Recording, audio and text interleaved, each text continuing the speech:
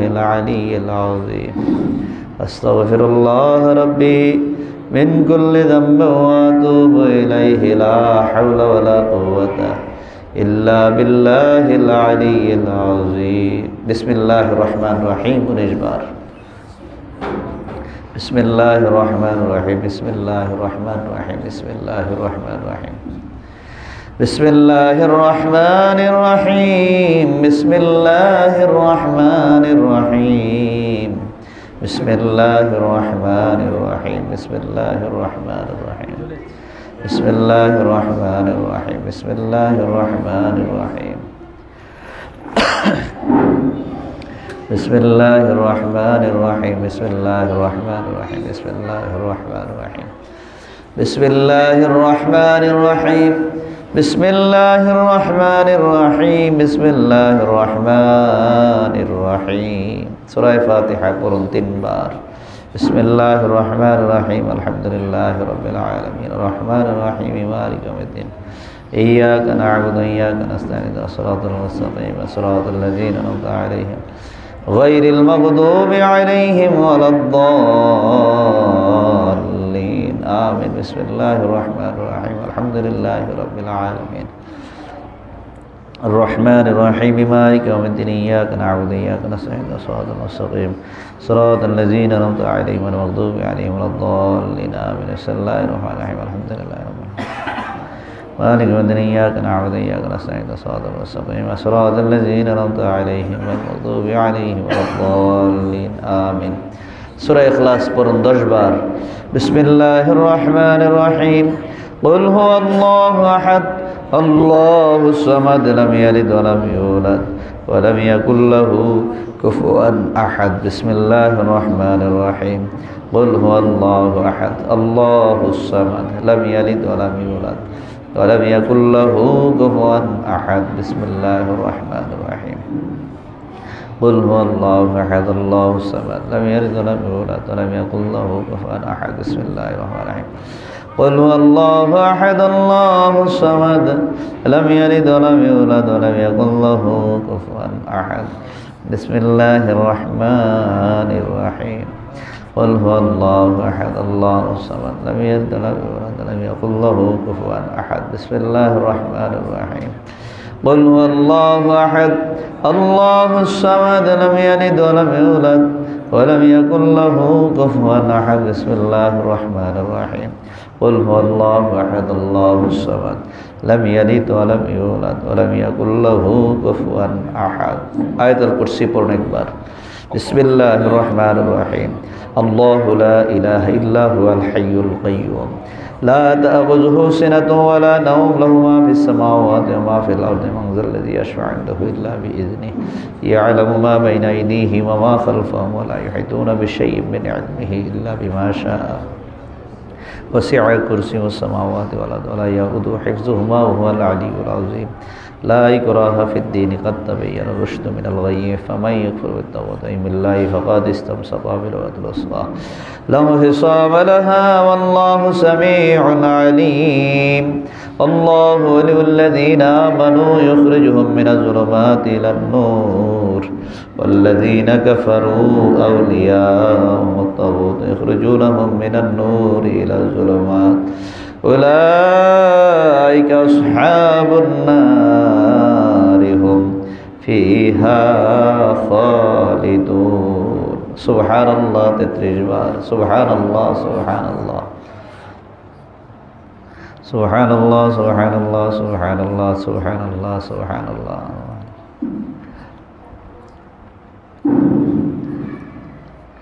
سبحان الله سبحان الله سبحان الله سبحان الله سبحان الله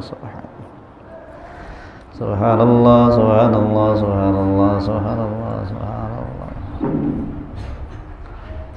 الحمد لله পড়ুন 33 বার আলহামদুলিল্লাহ আলহামদুলিল্লাহ আলহামদুলিল্লাহ আলহামদুলিল্লাহ আলহামদুলিল্লাহ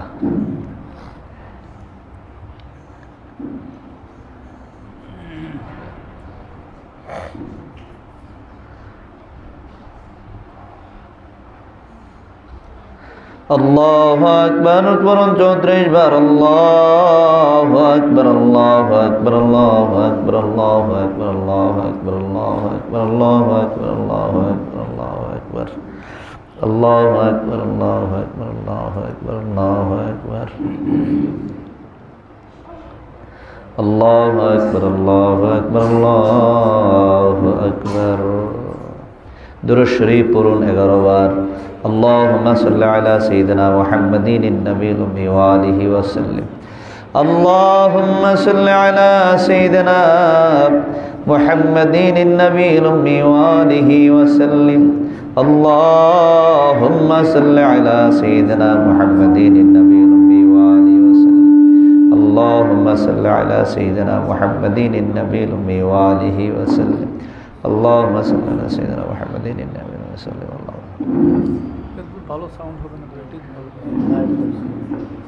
اللهم صل على سيدنا محمد النبي الأمي وآله وسلم اللهم صل على سيدنا محمد النبي الأمي وآله وسلم اللهم صل على سيدنا محمد النبي الأمي وآله وسلم اللهم صل على سيدنا محمد النبي الأمي وآله وسلم اللهم صل على سيدنا محمد وسيلة إليك وآله وسلم اللهم صل على سيدنا محمد معدن الجود والكرام وآله وسلم اللهم صل على سيدنا محمد سلطان النصير وآله وسلم اللهم صل على سيدنا محمد سراجا منيرا وآله وسلم اللهم صل على سيدنا محمد سيف الله القاطع وآله وسلم اللهم صل على سيدنا محمد سيد المرسلين وعلى آله إمام الطريقة والأولياء الكاملين أشهد أن لا إله إلا الله وأشهد أن محمدا عبده ورسوله لا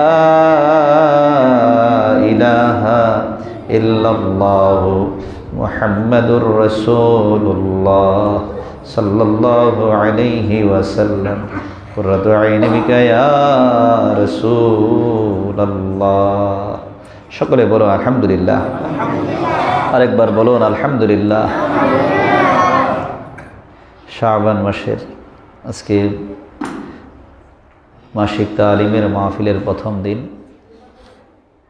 এবং বিশেষ করে রজব শাবান রমাদান এই তিনটি মাসের গুরুত্ব আল্লাহর কাছে অনেক বেশি। আর নবীজি বলছেন রজবের চাঁদ যখন উঠবে তখন বেশি বেশি করে পড়বে আল্লাহুম্মা বারিক লানা ফি রজব ওয়া শাবান ওয়া বাল্লিগনা রমাদান। অর্থাৎ এই তিনটি মাসই বরকতপূর্ণ মাস। এই তিনটি মাস কিসের মাস? বরকতপূর্ণ মাস। এই বরকতের মাসের এই তিনটি মাসের কেন বরকত? রজবের মধ্যে একটা রাত্র, শাবানের মধ্যে একটা রাত্র, রমজান মাসটা পুরাটাই আবার একটা রাত্রের আলাদা গুরুত্ব সবচেয়ে বেশি। যেমন সুবহানাল্লাহ, এই রমজান মাসের এক রাত্র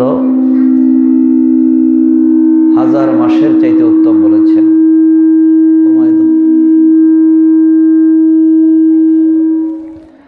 রমজানের এক রাত্র 1000 মাসের চাইতে কি বলছেন?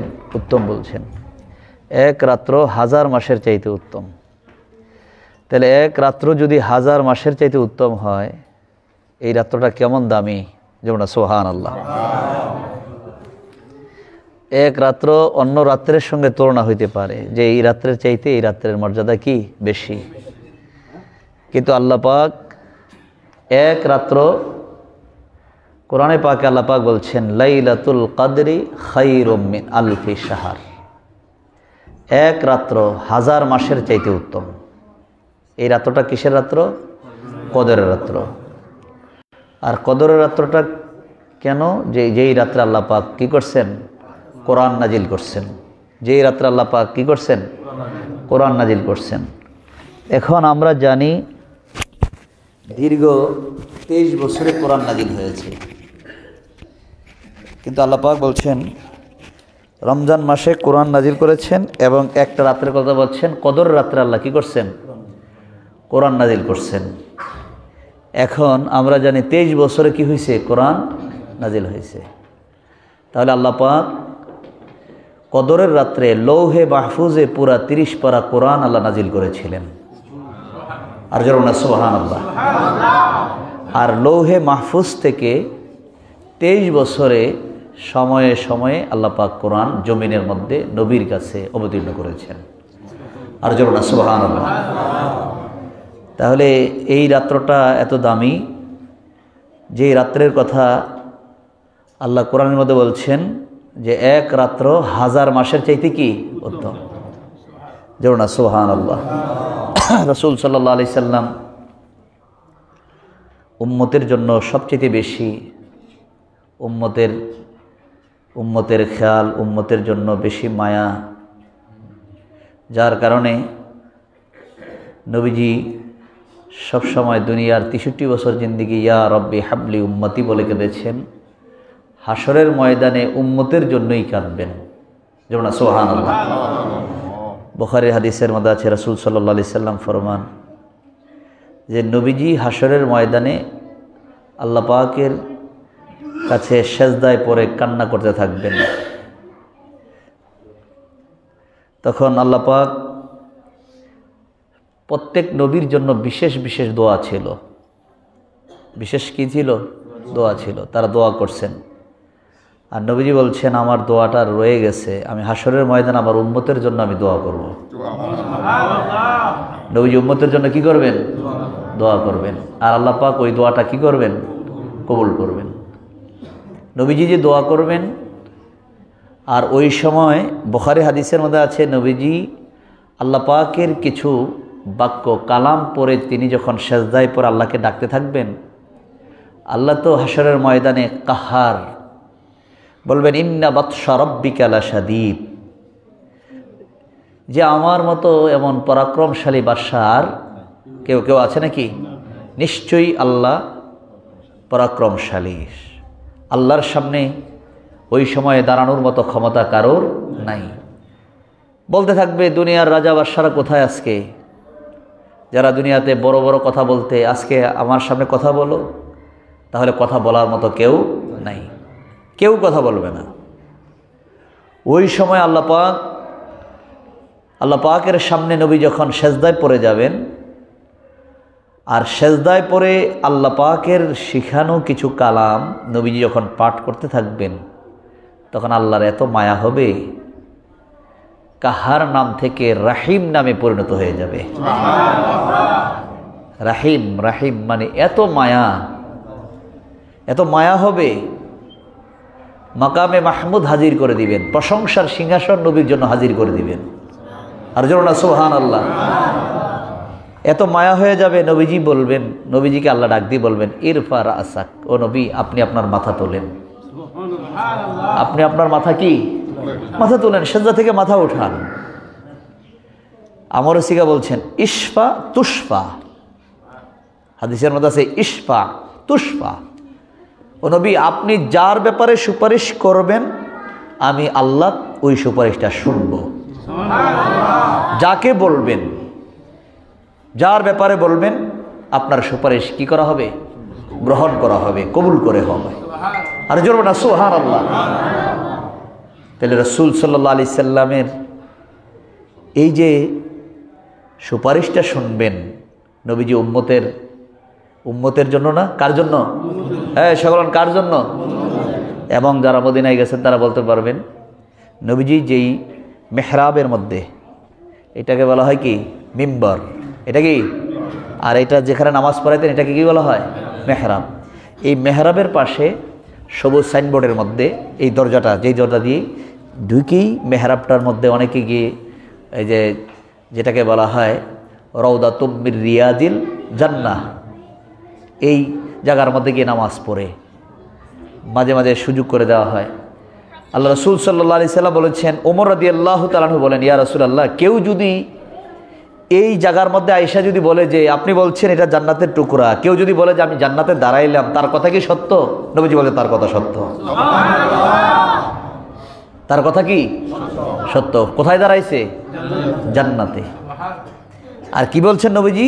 নবীজির হাদিসটা স্বর্ণাক্ষরে লিখে রাখছেন, মা বাইনা বাইতি ওয়া মিম্বারি, মা বাইনা বাইতি অর্থাৎ আয়েশা সিদ্দিকা রাদিয়াল্লাহু তাআলা আনহার হুজরাটা ছিল নবীজির ঘর। হুজরাটা ছিল কি নবীজির কি ঘর। নবীজি বলছেন আমার এই ঘর থেকে মিম্বর পর্যন্ত, ওই মেহরাবের জায়গাটার মধ্যে যে মিম্বরটা আছে, মিম্বরটা আরেকটু ওই চেয়ে বলছেন এই মিম্বর থেকে আমার হুজরা, বাইতি মানে আমার ঘর পর্যন্ত, মা বাইনা বাইতি ওয়া মিম্বারি রাউদাতুম মির রিয়াজিল জান্নাহ। যেমন সুবহানাল্লাহ, যে আমার এই মিম্বর থেকে রওজা পর্যন্ত এই জায়গাটা হলো জান্নাতের কি টুকরা, রাউদাতুম মির রিয়াজিল জান্নাহ। যেমন সুবহানাল্লাহ। এর পাশেই আরেকটা গেট আছে, এই গেটের মধ্যে লেখা আছে শাফাআতি লি আহলিল কাবাইর মিন উম্মতি। যেমন সুবহানাল্লাহ। নবীজি বলছেন আমি সুপারিশ করব আমার উম্মতের মধ্যে যারা কবিরা গুনাহ করছে। কি গুনাহ? হ্যাঁ, সকলে বলেন কি গুনাহ? কবিরা গুনাহ। কবিরা গুনাহ তওবা ছাড়া, তওবা ছাড়া আল্লাহ কি করেন না? ক্ষমা করেন না। আর তওবা করার কাইফিয়াত সিস্টেম হলো, আল্লাহ রাসূল বলছেন কোরআনের মধ্যে, আল্লাহ পাক বলছেন তুবু ইলাল্লাহ, তুমি আল্লাহর দিকে ফিরে আসো। তওবা মানে কি? ফিরে আসা। তওবা মানে কি? ফিরে আসা। যে আমি অন্যায় করছি, আমি এই অন্যায়টা আর করব না। আমি অন্যায় করেছি, এই অন্যায়টা আমি আর কি করব না? করব না। তো এটা থেকে আগে ফিরে আসব, আর পিছনে আমি যে অন্যায় করেছি এটার জন্য আল্লাহর কাছে কি চাইব? ক্ষমা চাইব। আমি যে ভুল করছি এই ভুলের জন্য আমি কি করব? ক্ষমা চাইব। আর এই অন্যায় থেকে আমি কি করব? ফিরে আসব। এই কাজটা যখন করবে আল্লাহ পাক তার তওবাটা কি করবেন? কবুল করে নেবেন। তার তওবাটা আল্লাহ কি করবেন? কবুল করে। একাগ্র চিত্তে আল্লাহর কাছে যখন ক্ষমা চাইবে আল্লাহ পাক তার তওবাটা কি করবেন? কবুল করে নেবেন। এটার উপর অনেক আয়াত, অনেক আলোচনা আছে, আমি ওইদিকে যাচ্ছি না। কিন্তু বিশেষ কথা হলো এখন অনেকেই আছে গুনাহ করছে, অন্যায় করছে, তওবা করার সুযোগ পায় নাই। আছে না এরকম? মনে করেন সে অন্যায় করতেছে, গুনাহ করতেছে, জুলুম করতেছে, মিথ্যা কথা বলতেছে, চুগলখুরি করতেছে, আব্বা আম্মার সাথে অবাধ্য আচরণ ব্যবহার করতেছে, ইচ্ছা করে নামাজ ছেড়ে দিচ্ছে। এই যে কবিরা গুনাহ তার অহরহ হচ্ছে, কিন্তু তার একটা খেয়াল হলো আমি তো অনেকদিন বাঁচবো, আল্লাহ যদি সুযোগ করে দেয় আমি একটা সময় গিয়ে আল্লাহর কাছে কি করব? ক্ষমা চাইব। তার একটা মনে মনে একটা খেয়াল মনে করেন। অথবা সে তার অজান্তে অনেক গুনাহ হয়ে যাচ্ছে, তওবা সে করার সুযোগ পায় নাই। হঠাৎ করে চলতেছে ফিরতেছে গাড়ি অ্যাক্সিডেন্টে, অথবা পানিতে পড়ে, অথবা আগুনে পুড়ে, অথবা হার্ট অ্যাটাক করে, অথবা ব্রেন হ্যামারিং, এইভাবে বিভিন্ন রোগে আক্রান্ত হয়ে হঠাৎ করে সে কী করলো? দুনিয়া থেকে বিদায় হয়ে গেল। সে তো তার কবিরা গুনার জন্য সে কী করতে পারে নাই? তওবা করতে পারে নাই, ক্ষমা চাইতে পারে নাই। এখন এই লোকটা যে কবরে চলে গেল, তার মধ্যে তো ঈমান ছিল, তার মধ্যে তো নবীর মোহাব্বত ছিল, তার মধ্যে তো নবীর প্রেম ছিল। এখন এই লোকটা যে চলে গেছে, তার কি নাজাত পাওয়ার কোনো রাস্তা নাই? নবীজি বলছেন আছে শাফাআতি লি আহলিল কাবাইর মিন উম্মতি, আমার উম্মতের মধ্যে যারা কবিরা গুনাহ করেছে আমি রাসূলুল্লাহ তাদের জন্য হাশরের ময়দানে সুপারিশ করে আল্লাহর জান্নাতে পৌঁছায়া দেব। জোরে বলুন সুবহানাল্লাহ। তাদেরকে নবীজি সুপারিশ করে কোথায়? জান্নাতে পৌঁছায়। শাফাআতি লি আহলিল কাবাইর মিন উম্মতি, আমার উম্মতের মধ্যে যারা বড় বড় কবিরা গুনাহ করছে তাদেরকে নবীজি কি করবেন? হ্যাঁ, সবার কি করবেন? শাফায়াত করবেন। তাহলে নবীজি উম্মতের জন্য দেখেন, উম্মতের জন্য মায়া কম না বেশি? উম্মতের জন্য মায়া বেশি। তো ওই নবী উম্মতের মায়ায় জমিনে কাঁদেন। এই শাবান মাসে নবীজি সবচেয়ে বেশি উম্মতের জন্য বেশি বেশি করে দোয়া করছেন। এই শাবান মাসে নবীজি বেশি বেশি করে কী করছেন?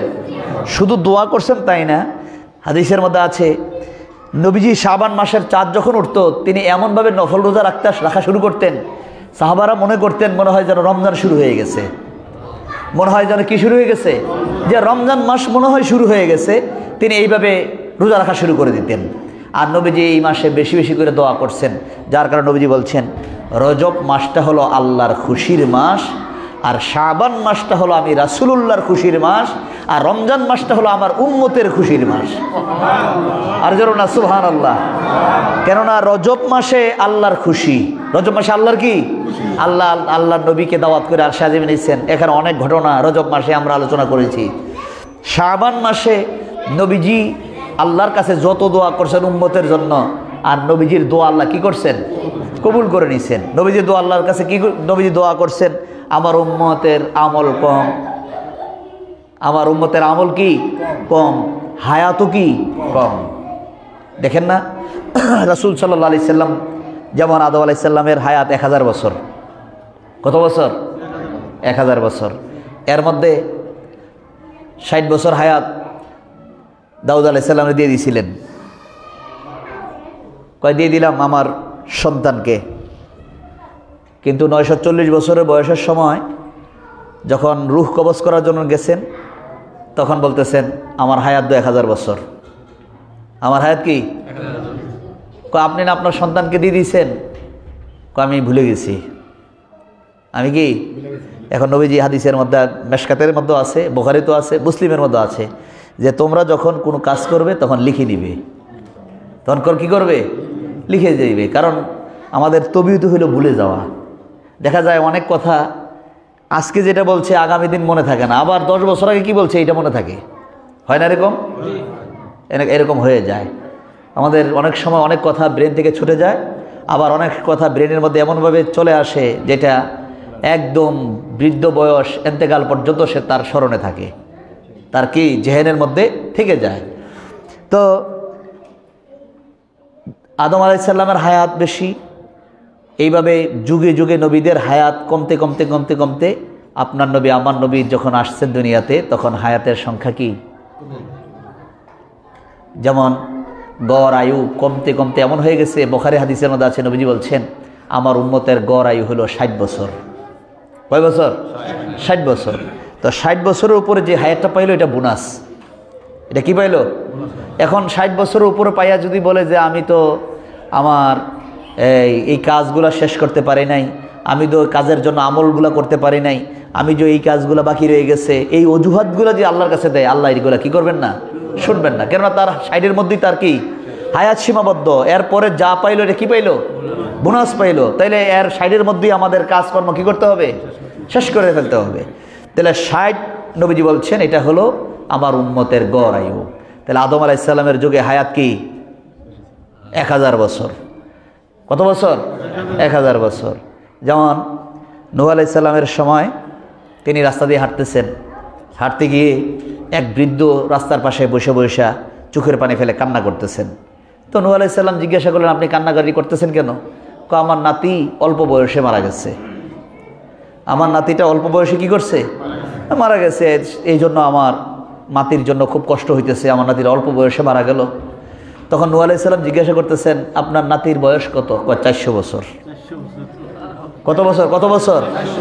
400 বছর। এরপরও কত বয়স? কম বয়স। এরপরও কত বয়স? ওনাদের গড় আয়ু অনুযায়ী কি বয়স কম, তাদের গড় আয়ু অনুযায়ী কি কই অল্প বয়সে চলে গেল। তাহলে বোঝা গেল তাদের ওই সময় হায়াত অনেক বেশি। তখন হায়াত কি অনেক বেশি। তখন এই কথা শোনার পরে তুমি 400 বছর তোমার নাতি ইন্তেকাল করছে, তুমি এই জন্য কান্না করতেছো?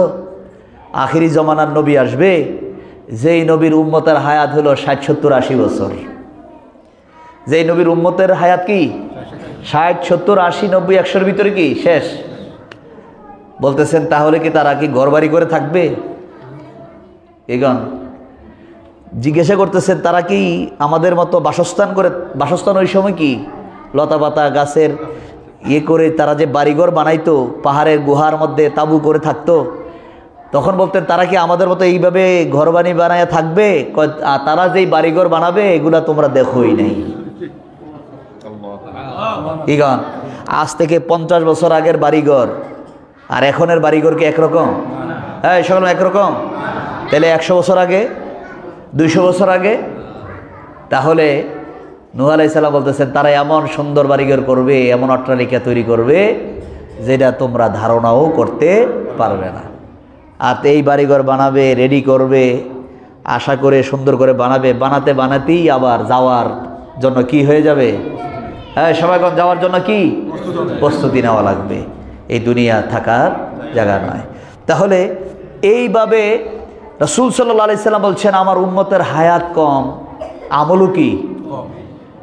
যেমন বনী ইসরায়েল একজনের কাছে এসে বলতেছেন ইয়া রাসূলুল্লাহ, একজন সাহাবী এসে বলতেছেন আমি শুনছি বনী ইসরায়েলের একজন এত ইবাদত করছেন, 360 বছর দিনে রোজা রাখে, সারা রাত্র দাঁড়ায় নামাজ পড়ে। কত বছর? 360 বছর।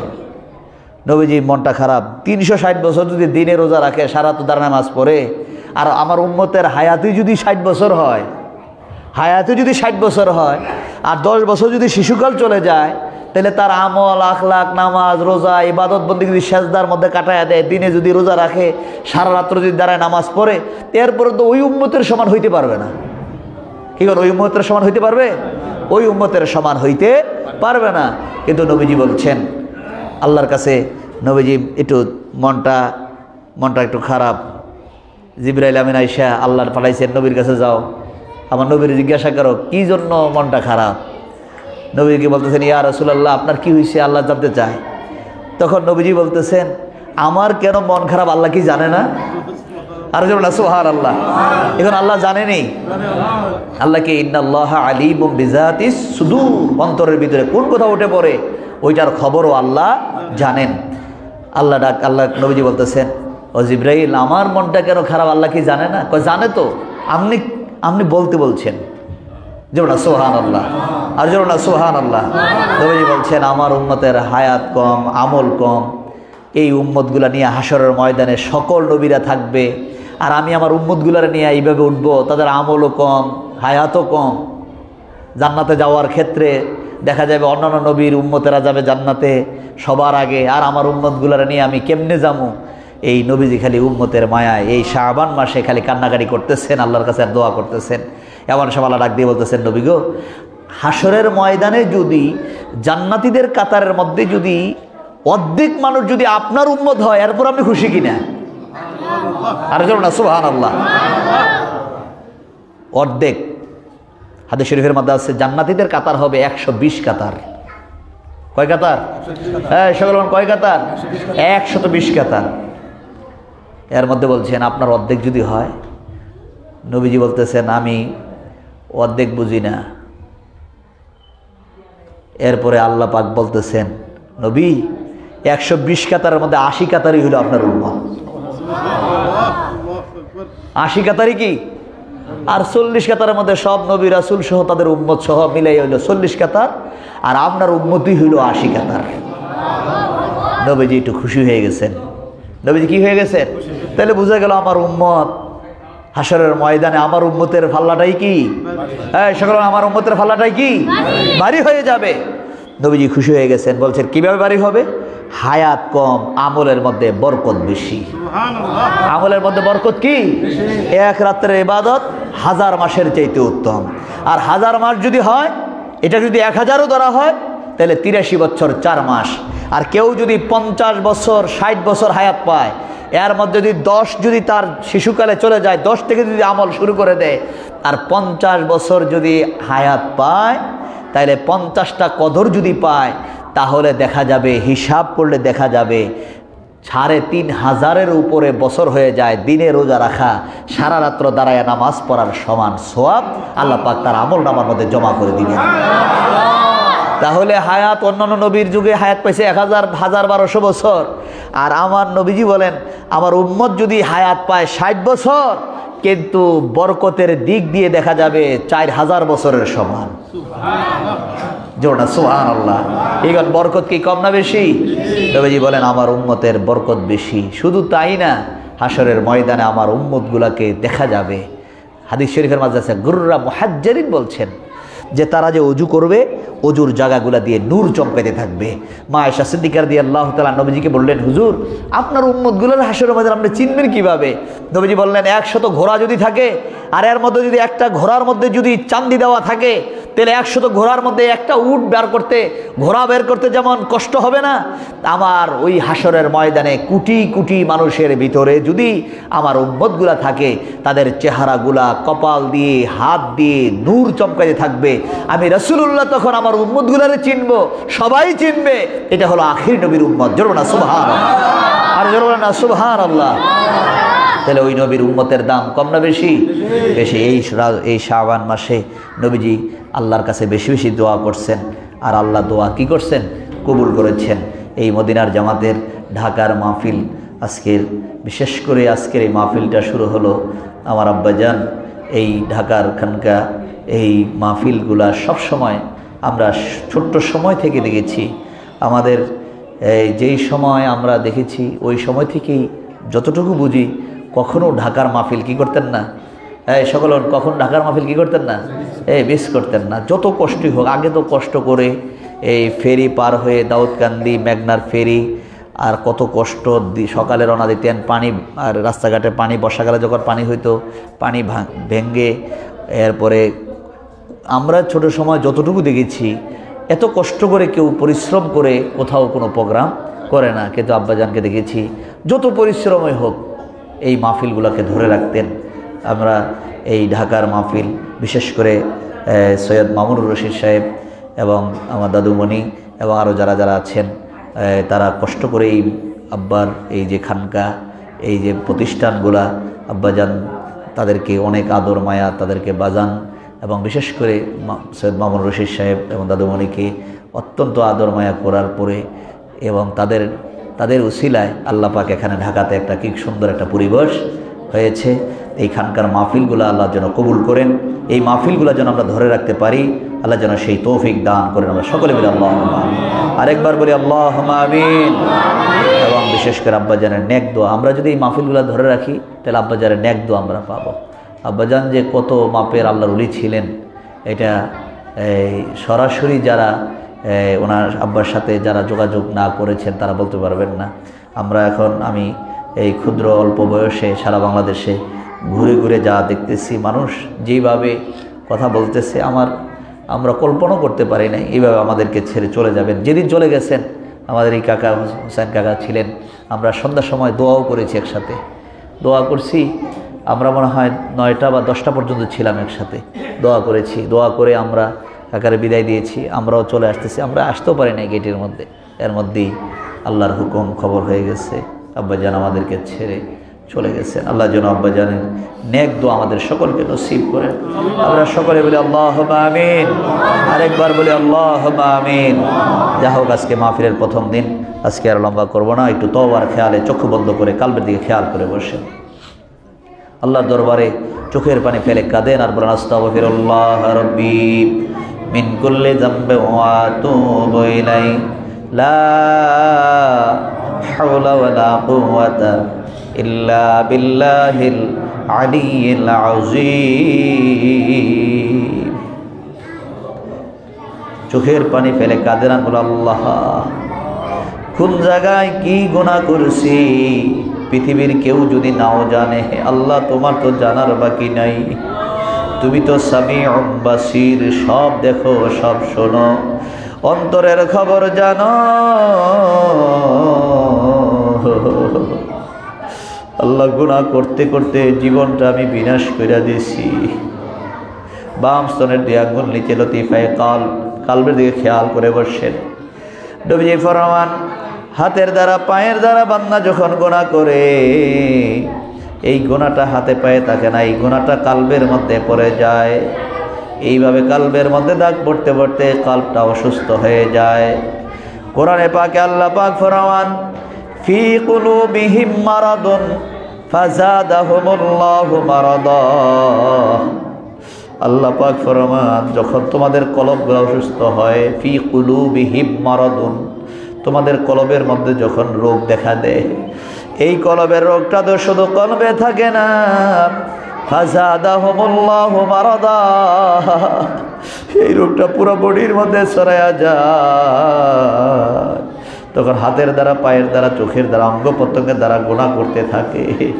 চোখের পানি ফেলে কাঁদেন আর বলে আল্লাহ, আল্লাহ আমি আর বাকি জীবনে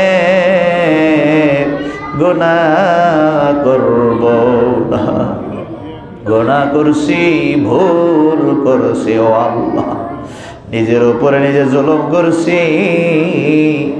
আমি আর বাকি জীবনে গুনাহ করব না, গুনায় গুনায় কাটাইলাম জিন্দেগি, এই জীবনে না করিলাম বন্দেগি। চোখের পানি ফেলে কাঁদেন আল্লাহর দরবারে। কাঁদতে শরম নাই, আল্লাহর কাছে বলতে শরম নাই। আল্লাহর দরবারে চোখের পানি ফেলে কাঁদেন, বলে আল্লাহ আজকে যদি মরে যায় আমার কবরে কি উপায় হবে? আজকে যদি মরে যায় আমার কবরে হাসরে মিজানে কি উপায় হবে? কে আমারে গোসল দিবে? কে আমারে দাফন করবে? আমাদের জন্য কবরটা কে করবে? চোখের পানি ফেলে কাঁদেন, বলে আল্লাহ নফসের তাড়নায় পড়ে, শয়তানের ধোকায় পড়ে জীবনে আমি কত গুনাহ করছি। কোন গুনার কারণে আমার কালবে তোমার নামের জিকির বুঝি না। নবীজি ফরমান, যার কালবে আল্লাহর জিকির নাই তার মতো গরীব আর কেহ নাই। চোখের পানি ফেলে কাঁদেন, আল্লাহ আমি আর বাকি জীবনে গুনাহ করব না। আল্লাহ খেয়াল করে বসেন। আল্লাহ পাক বলেন, ইয়াওমা লা ইয়ানফাউ মালু ওয়ালা বানুন ইল্লা মান আতাল্লাহা বিকলবিন সালিম। এমন একটা দিন আসবে রে, যেই দিন তোমার টাকা পয়সা ছেলে মেয়ে কোনো কিছু উপকারে আসবে না। যদি প্রাণ পাখিটা বের হয়ে যায়, তোমার দেহ থেকে যদি রুহুটা বের হয়ে যায়, দুনিয়ার টাকা পয়সা বাড়ি গাড়ি কোনো কিছুই তোমার উপকারে আসবে না। দুনিয়ার কাছের মানুষগুলা তোমাকে ঘর থেকে বের করে দিবে, গায়ের রঙের জামা কাপড়গুলা খুলে মার্কিনের কাপড় পরাইয়া দিবে, মার্কিনের কাপড় পরাইয়া এতিমের মতো কবর দেশে নিয়ে যাবে। যেই কবরে বিছনা নাই, সঙ্গী নাই, সাথী নাই, আপনজন বলতে কেউ নাই। এমন একটা অন্ধকার কবরে কেমনে থাকবো? চোখের পানি ফেলাই আল্লাহর দরবারে বিনায় বিনায় কান্দে, আল্লাহ গুনাহ করছি, ভুল করছে ও আল্লাহ, আমি আর বাকি জীবনে গুনাহ করব না। কালবার দিকে খেয়াল করে বসেন। বাম সামনে দিয়ে জেলাতে ফেকাল, ডান দিকে রোহ, বুকের মধ্যখানে সের, কপালে খফি, মাথার তালুতে আখফা। নবী বলেন, সমস্ত শরীরে আবাতস খাকবাত, সমস্ত শরীরে আল্লাহ নামের জিকির জারি হইয়া যাবে। ইয়া আল্লাহ, আব্বা জানেন একটা আওয়াজ আসতেছে, নোয়াখালী হুজুর একটা আওয়াজ আসতেছে, ইয়া আল্লাহ ইয়া আল্লাহ।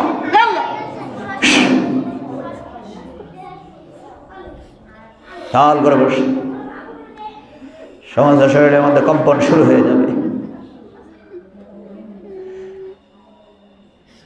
যা নিজে জিকির বুঝবে না, চোখের পানি ফেলে কাঁদেন, আল্লাহ কোন গুনার কারণে তোমার নামের জিকির বুঝি না আল্লাহ, আমার সেই গুনাহ মাফ করে দাও। নবীজি ফরমান, জিকির করলে গুনাহ মাফ হয়, জিকির করলে বান্দা আল্লাহর ওলি হয়। হাদিসের মধ্যে আছে, লিকুল্লি শাইইন সিকালাতুন, সিকালাতুল কুলুবি যিকরুল্লাহ। সব জিনিস পরিষ্কার করার মেডিসিন আছে, কালবের ময়লা পরিষ্কার করার মেডিসিন হলো একমাত্র আল্লাহর জিকির। আমরা এখন মুরাকাবা করেছি, এখন আমরা জবান দ্বারা আল্লাহর জিকির করব। আল্লাহ পাক যেন আমাদের এই জিকিরের মাধ্যমে আমাদের গুনাহসমূহ মাফ করে দেয়, কালবের ময়লা যেন আল্লাহ পরিষ্কার করে দেয়। খেয়াল করে নফিয়াজ বাদের একটু জিকির করুন, লা ইলাহা ইল্লাল্লাহ, লা ইলাহা ইল্লাল্লাহ, লা ইলাহা ইল্লাল্লাহ, লা ইলাহা